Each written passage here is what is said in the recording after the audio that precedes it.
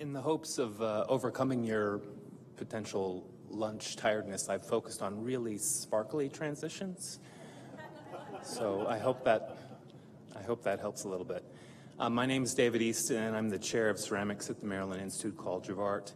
And I wanted to thank you all for coming and for having me. Thank AICAD as well as CCAD for their incredible job hosting. I really appreciate the opportunity to be here, and it's been amazing to hear of all of the different things that people are doing.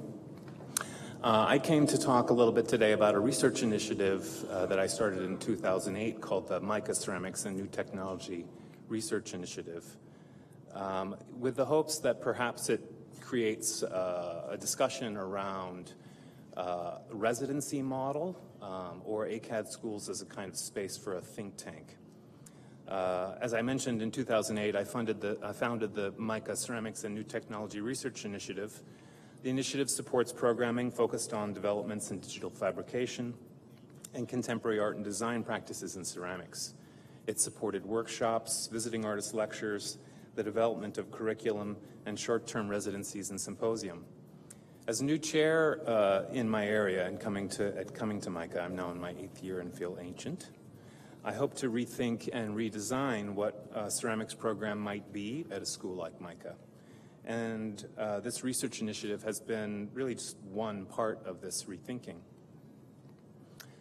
I came to Mica from a large research institution and certainly wondered, what happens at an art school? I never went to an art school. I wasn't part of that coming up, and so I was quite curious about it. The realization that the research being done by the faculty and the students at Mica far outclassed that of my previous institution created an incredible new environment for me to think about what kinds of things could be done. What would create the most dynamic environment for my students, one that simultaneously embraces the culture of ceramics while attempting to imagine its multiple futures. So my question then really shifts to what could happen at an art school. Early in my time at Mica, a potential question as to some shared summer programming with a local arts organization came up as an opportunity. The thought then, initially, was that perhaps we would explore a summer workshop, a hands-on intensive period for students from a broad range of backgrounds to study with well-known artists, not an unknown model. My own history connects me with the Haystack Mountain School of Crafts, so I had a pretty good idea of what that kind of workshop might look like. For those of you who don't know Haystack, it's a craft school in Deer Isle, Maine, that offers summer workshops in multiple media. And so when presented with this opportunity to hold a summer workshop or think about that at Mica in Baltimore, I immediately thought, what is it that Mica could do with a summer programming like this? Who should be our student? I also thought, why would one replicate something that is already done somewhere else and done so well and in a place that's so beautiful? Because Maine is like really beautiful. And it's not that Mica is a particularly shabby place, but it can be very hot in the summer. So trying to focus on the context of Mica, I turned to a different idea from which arose the Mica Ceramics and New Technology Research Initiative. This idea of context, I think, is really an important one to me as I think a little bit about how ceramics fits into this larger institution. And as we rethink, and continuously move forward as AICAD schools, forgive me, I've just gotten a new bifocal, so I'm a little bit out of phase here. I think it's important that we reassert what we're in the business of doing. What context do we supply, and what are its implications for learning and the future of art and design? In doing some research for my presentation, I went through old files on my computer, perhaps unveiling my propensities as a digital hoarder. In here, I found a document from October 9th, 2007 at 10:29 a.m. I'm sort of fascinated by how specific the archive becomes. In it, I described the idea for a ceramics and new technologies think tank. And now, 8 years later, I'm very pleased that this goal has become manifest. What I propose is that a place like Mica, and perhaps the AICAD consortium more broadly, Schools founded very much on the passionate engagement with education could become a hothouse for new models of education, creating new contexts of who is learning and how. I want to imagine how different approaches to our programs, use of our real estate, if you will, can create different environments where learning for learning's sake is forefronted, where new research can be done by makers from many fields. The research initiative has supported multiple projects, as I've mentioned, the first of which was a symposium organized for the fall of 2010 entitled Fabricating Ideas Workshop and Symposium. I invited a group of collaborating artists. We were actually working as a group prior to this, so it was sort of like the perfect fit to bring them in as this first little test case. 5 others and myself to spend a long weekend working together in Mica's Art Tech Center, which is the precursor to our much now expanded digital fabrication lab. We worked together for several days, trying new techniques and testing the limits of our medium's ability to interface with new machines. We did experiments with sintering glazes using laser cutters. We blew some things up. We scanned multiple objects and worked towards a bunch of new projects. Additionally, simultaneously with this sort of space of us all in the lab together, multiple lectures were held that opened up these artists and their practice to the students, generating interest within my students as to questions of how these ways of working and their relevance, or lack thereof, in many cases actually, to their own practice. Invited artists to this first symposium included Neil Forrest from the Nova Scotia College of Art and Design, Steve Thurston, from Ohio State University, Del Harrow from then Penn State, currently at Colorado State University, Chad Curtis from Tyler School of Art, who was one of the original curators and organizers of the Fabricating Ideas idea, and Jeannie Quinn from Colorado University in Boulder. We worked together in the Art Tech Center. We employed a bunch of student technicians who were well ahead of the curve on a lot of these machines, which has been a really exciting thing to have a very collaborative kind of dynamic with student technicians, doing a bunch of different experiments that I've already talked a little bit about, testing out new software applications in terms of their potential ability to derive new forms, printing scanned objects. This is an image of a powder printer. Steve Thurston came with this glorious scan of a very decrepit wood duck statue that we printed up and put together for him.